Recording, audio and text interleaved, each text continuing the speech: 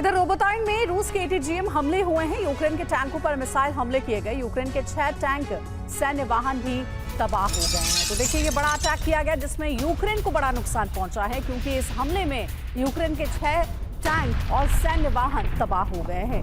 तो ये हमले लगातार रूस की ओर से जारी हैं। यूक्रेन को नुकसान पहुंचाया जा रहा है और टारगेटेड अटैक में सैन्य वाहनों को बर्बाद कर दिया गया। 6 टैंक भी यूक्रेन के तबाह हो गए इस हमले में।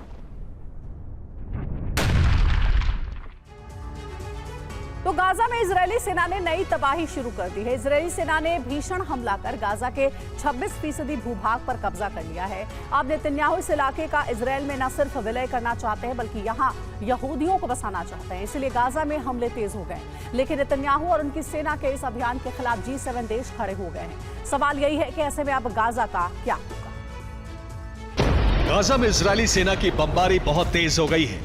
इस बमबारी की वजह से गाजा में न सिर्फ विनाश की नई आग भड़क गई है, बल्कि बड़े पैमाने पर बच्चे और महिलाएं भी मारे जा रहे हैं। ये हमले इसलिए तेज हो गए हैं क्योंकि मिशन 26% के तहत इजरायल वेस्ट बैंक को खाली करवाना चाहता है। लेकिन इजरायल के इस अभियान के खिलाफ G7 देश आ गए हैं। G7 देशों के विदेश मंत्रियों ने गाजा में इजरायली सेटलर्स को बसाने का विरोध किया है। बावजूद इसके नेतन्याहू और उनकी सेना अड़ी हुई है।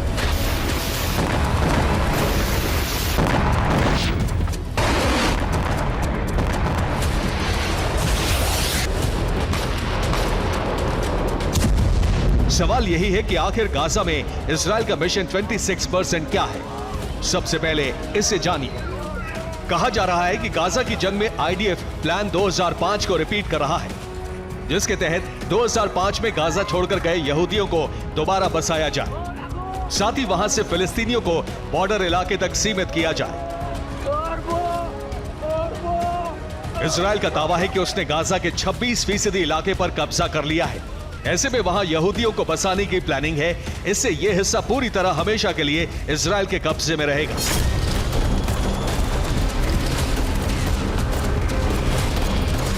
यानी नेतन्याहू की प्लानिंग है कि 1949 के सेटलमेंट को खारिज किया जाए और नए सिरे से सेटलमेंट किया जाए, जिसमें यहूदियों को प्राथमिकता मिले।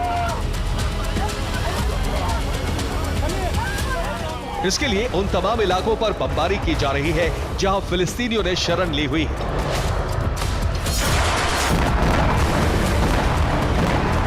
लेकिन अब इजरायल के विस्तार के खिलाफ न सिर्फ G7 देश आ गए हैं, बल्कि ब्रिटेन के नए PM कीर स्टारमर ने घोषणा की है कि फिलिस्तीन पर सिर्फ फिलिस्तीनी लोगों का अधिकार है। एर्दोआन ने भी इजरायल को दंड देने की धमकी दे दी है।